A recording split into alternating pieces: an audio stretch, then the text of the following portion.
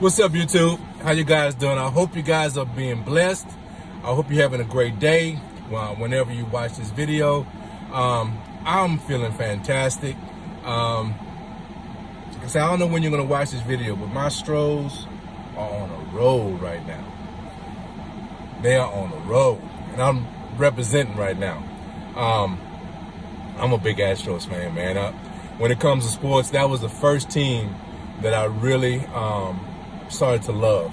My father took me to a Stros game when I was about 5 years old, and the Astrodome, you know, it was just mind blowing to me. And I've been an Astros fan, a baseball fan ever since. Okay, over time, football has taken over, you know, top spot, you know, so that's why it's Raider Cav, right?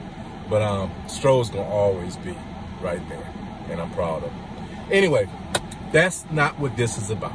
This video is about our gun rights. And in the state of Texas, right, I don't know if you guys have heard, but the state of Texas has put the nation on notice that we are the safe haven for gun rights, okay? I think that is so significant. If you've watched my other videos, you know that I feel guns in the hands of law-abiding citizens is one of the most important things, because the more good people arming themselves than bad people, I think we would be in a much better place. And if these laws hold the test of time through certain administrations, I think Texas is going to be the model of how gun rights, right, and the piling up of gun rights really leads to more crime. I think the less gun rights you have, and the ability to law-abiding citizens to be able to protect themselves, I think means a safer environment, a safer way of life. That's my opinion. And the state of Texas just might be able to give us some examples. We'll see, okay? And I think what we have to understand is that what Texas is doing is there's so many laws. A lot of times people who are wanting to add more gun rights, gun laws, right? They're saying, well, we need this law, we need that law. There's so many laws already on the book. They're already on the books, right? And they just want to add more. Is it stopping crime? It's not going to stop crime. It's not going to stop crime at all. So look, I'm going to go through some of these laws right quick. There's a couple of them I really want to highlight. 3 in particular I really want to highlight. So I'm not going to really address all of them in detail. And understand this. I'm not a lawyer. I'm reading this and I'm hearing this and I'm basing it off of what my interpretation of what I'm reading. Don't take what Raider Cav's saying and go apply that and say, well, Raider Cav said you can do this. Don't do that about anybody. I don't care if it's a YouTuber. I don't care if it's a police officer. Okay? Understand your laws for yourself. And if it's very important, get you a lawyer to interpret that law. Okay? They write them. Okay? So they might be the ones to help you interpret them. Okay? If you want to apply some of these things to your life. Right? Understand your laws. That's my whole point. Don't listen to hearsay. Don't listen to somebody who think they know what they're saying. I'm telling you, I think I know what I'm saying when I'm reading these things. I think. Okay? I'm being honest with you, all right? So don't listen to people saying, I know. Oh, man, you can do this, you can do that, and get your butt caught up. You know what I'm saying? So, look, understand the laws for yourself.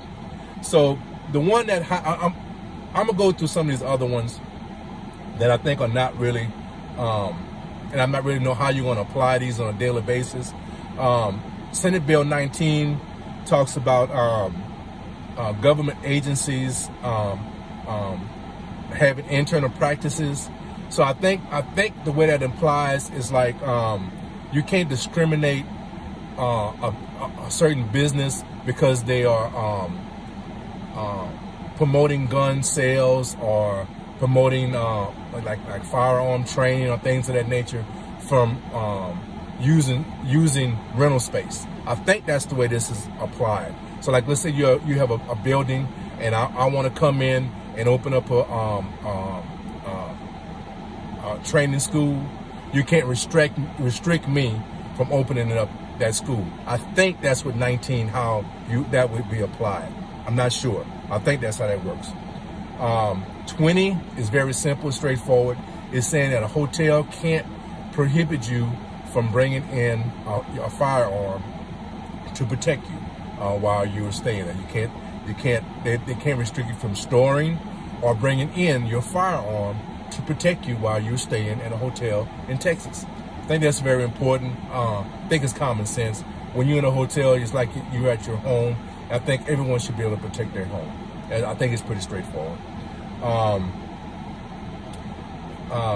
Bill 550 is not restricting any holsters. There were certain restrictions on certain holsters. Now those restrictions have been lifted. That's pretty straightforward. 957, I'm going to come back to that one. 1500, it just says that a business now is essential during disasters.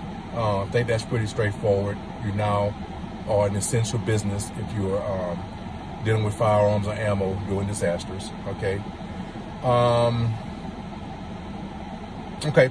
Well, let's go with this one because I want to go back. Okay, let's start from the beginning. The one that really highlights everything in here is the constitutional carry. Okay, and that's the one that's getting all the headlines, right? Constitutional carry basically goes back to what I was saying earlier. The Constitution says that we are, if you are a United States citizen, you have the right to bear arms, okay? You have the right to own a weapon and protect yourself, okay? There were many laws that have been created that restricts that, okay? What this bill is saying, we're going back to Constitution side of this. And if the Constitution says it's legal, then it's legal. And I think that's fair. I think that's really fair. The only part of that I don't really agree with is they also state that without training. I don't agree with that. I think anyone that owns a firearm should be trained, and everyone in the house should be trained. If not formally, at least by the person that has been trained, okay? I think that is very, very important for safety, okay? These are not toys, and everyone in the house should understand these are not toys, and they should be advised on how to handle them properly, okay? So I think training should be part of it. I think if you own a gun, you should be trained, okay? Should there be a law forcing you? Okay, that could be debated, but I think anyone who owns a gun, it should be a huge influence to someone who sells you that gun to influence you to get training. That's the way I would deal with it, okay? Should there be a law? We can debate that. But I really strongly suggest if you own a gun, get trained, okay? If you care about the people in your home being safe. That's my opinion, okay? So, Constitution carry, basically, like I said, it says that if you are a citizen of the United States and you're not a felon, you have the legal right to own a firearm. I think that's fair, okay? The last one, I'm gonna save, which one is it? 957, I'm gonna save that one for last. So the last one on my list is 2622. Basically what that's saying is the state of Texas is putting a fence around Texas and making Texas a safe haven, okay? Now, a lot of people might have a problem with this, but let's put it in another context, okay? If you don't realize it, some people might not understand this or don't realize it. There is no federal law on speed limits. Every state has their own law on how fast you can drive, okay? So, I think that is a very fair way of doing gun rights, okay? Because the dangers of having guns in certain areas may differ in other areas. I don't really think that's true, but I think that's an argument people could make. So I think that every state should be able to say, we are going to apply these laws in our state because of our circumstances. I think that's very fair. We do it with cars. Why shouldn't we do it with guns? And you might say, well, Ray Kev, that's totally two different aspects of our life. But really, it's not. When it comes to public safety, car accidents are a huge part of our safety on a daily basis. It's huge. The issues with gun rights, the issues with guns, accidents with guns, incidents with guns, criminals with guns, crimes committed with guns are a fraction compared to the public safety we're dealing with cars, okay? There's a car accident happening as I'm speaking, okay? There's not a shooting, okay? There's not a shooting. There's a fraction compared to accidents with cars. So when you deal with public safety, it's more important to have laws to protect us from drunk drivers, speeders, reckless driving. That should be your biggest concern. That's where you're truly in danger, okay? When you're driving to work, coming back from work, got your family on vacation, got your family going to the store, the mall, wherever, you're more in danger of getting in an accident and getting hurt doing those things than someone coming approaching you with a gun. I guarantee you. Guarantee you. The numbers. They tell the truth. Okay? Gun accidents and crimes committed with guns are a fraction compared to the accidents that occur with vehicles. So they are a relevant argument there. And I think that's a good example. Texas said a good example. They're saying, listen, instead of the federal government saying we're going to put these laws on everyone across the board regardless, Texas is saying no.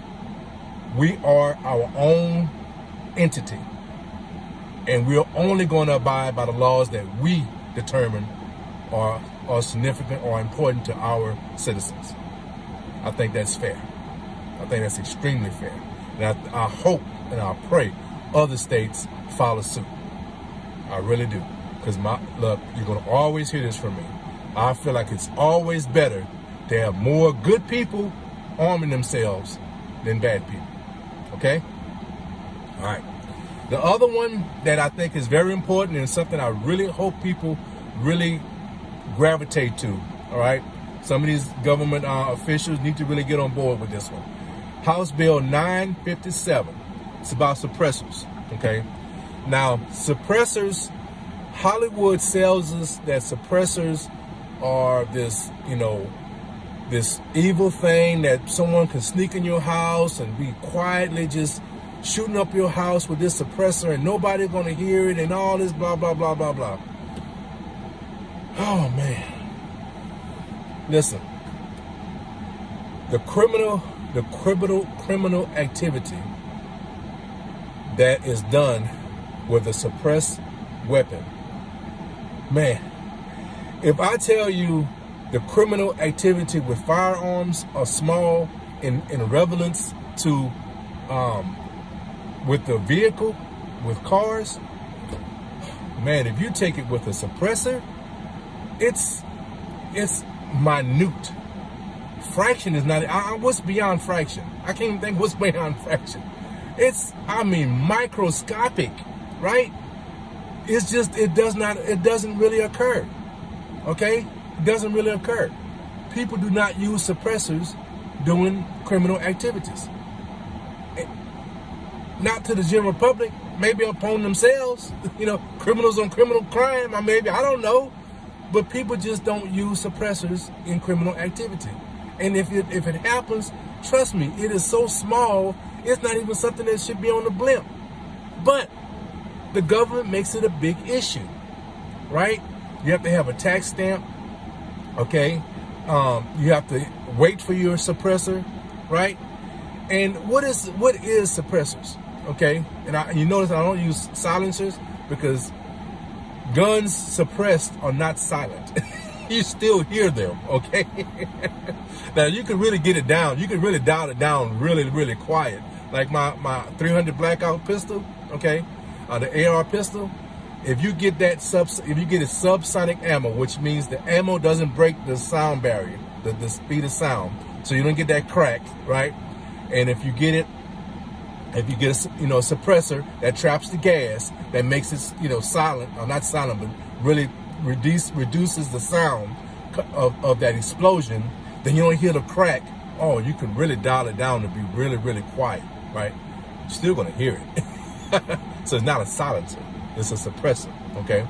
But the image of a suppressor is Hollywood driven, okay? You see the hitman with his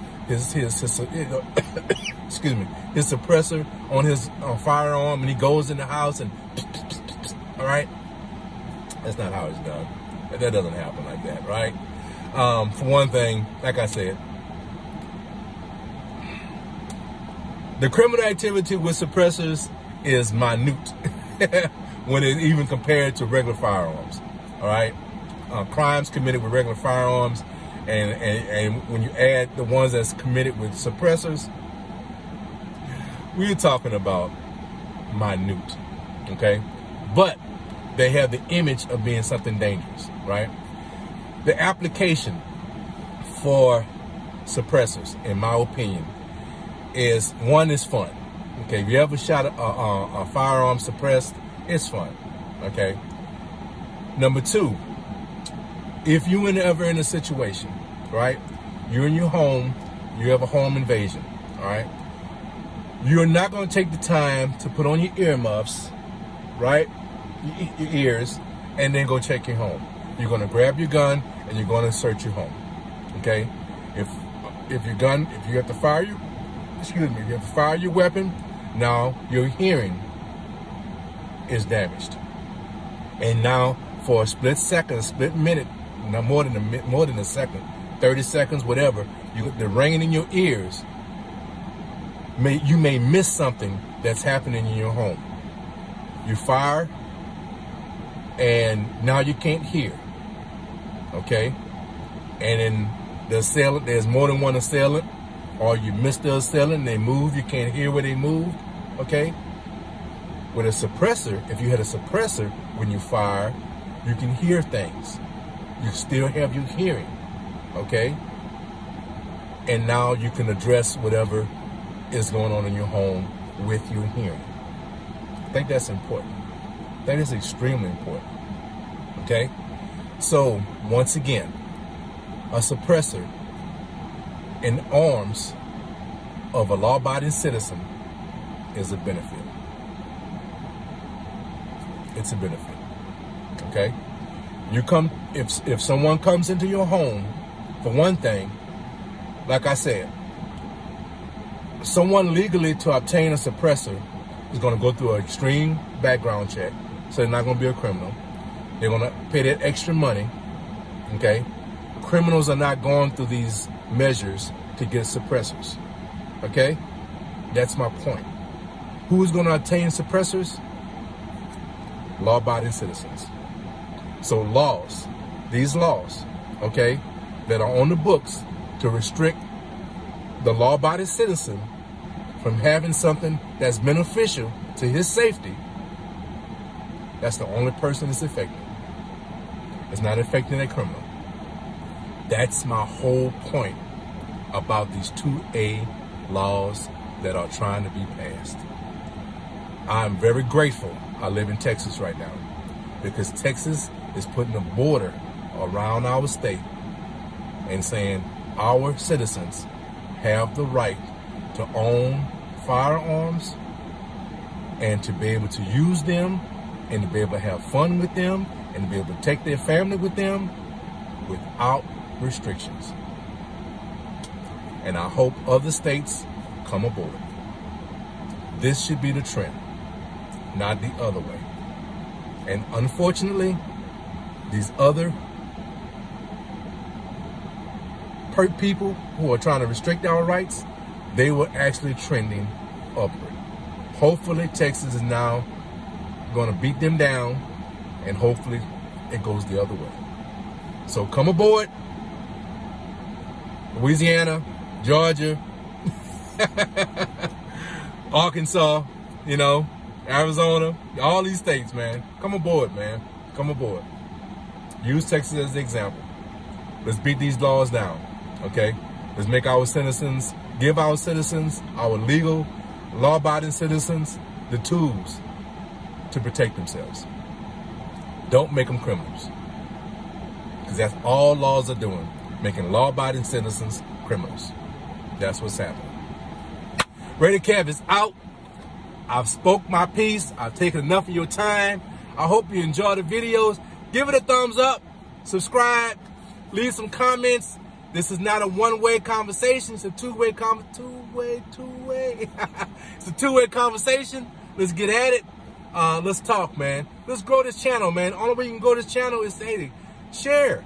All right, share your boy. All right. Should I pause that? Don't hold me out. Listen, guys, I'm feeling good. Excuse me being silly. But listen, I really hope you guys have a blessed day. I hope you enjoy your day. I hope and pray, right, that you take care of each other. I hope and pray that you love each other. And guys, be blessed. Rated Kev is out. Peace.